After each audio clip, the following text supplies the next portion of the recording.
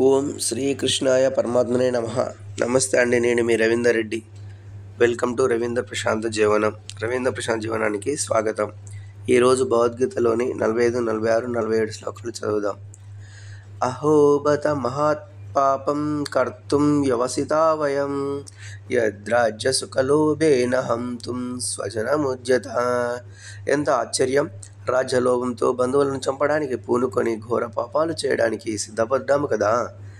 యది మామ ప్రతీకారమశస్త్రం శస్త్రపానయ ధార్తరాష్ట్రారణే హన్యుస్తన్మే క్షేమతరం భవేత్.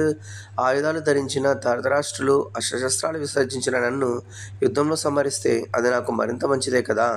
సంజయ ఉవాచ.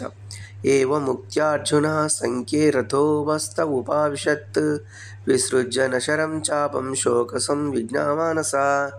సంజయుడు అర్జునుడు ఇలా చెప్పి దుఃఖక్రాంతుడై విమ్ములను విడిచిపెట్టి రణరంగంలో రథం మీద చితికిలపడ్డాడు. భగవద్గీత ప్రథమాధ్యాయం సమాప్తము. మరిన్ని వీడియోల కోసం please subscribe my channel. Thank you for watching.